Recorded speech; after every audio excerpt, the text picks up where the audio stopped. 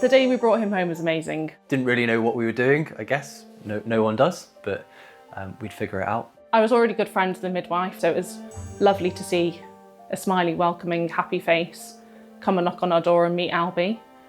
That was when everything hit rock bottom. She noticed that his skin didn't look quite right. She then said, "I'm really sorry, Victoria, I'm not happy with him. I'm going to phone an ambulance." Within minutes, Albie was then on the dining room table having CPR performed on him from the midwife. A case like Albie's is one of the most serious cases. The nearest ambulances get sent straight away within seconds of the call coming in, really. But then we have a special desk that listens into the calls and dispatches the critical care teams.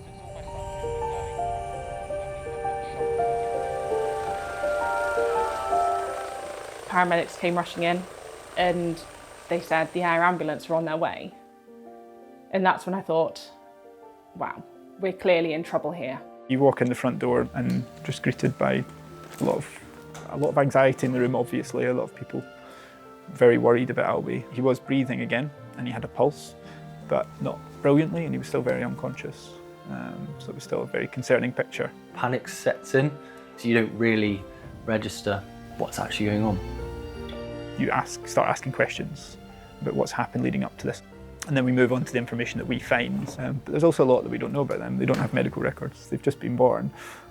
So they could have anything that just hasn't been diagnosed. Albie then had a massive seizure. We were then ushered out of the room because they said that they were about to do something that no parent should ever see. You really, really empathise with what they're going through, but at the same time, you have a job to do, and so do they, in fact, to get through this, to do the absolute best thing for the person that you're treating.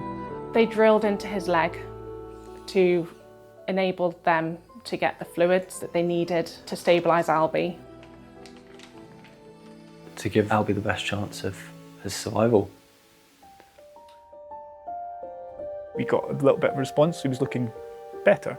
Not completely better by any stretch of the imagination, but he was more awake. We were constantly reassured that he was stable, but very, very critical. We gave him some antibiotics just in case this was an infection. We try and catch it as early as possible. And we can now go with him to the hospital, which has more equipment and more tools to help him out over the coming days and weeks.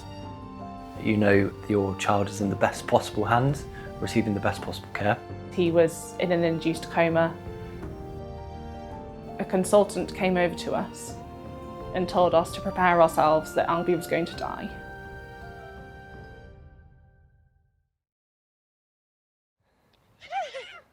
Look at him now. He is racing around the garden. He's playing in the field. He's playing football. And he is the most amazing, intelligent, beautiful, also stubborn little boy. Jack and Nikki is the reason that Albie is alive.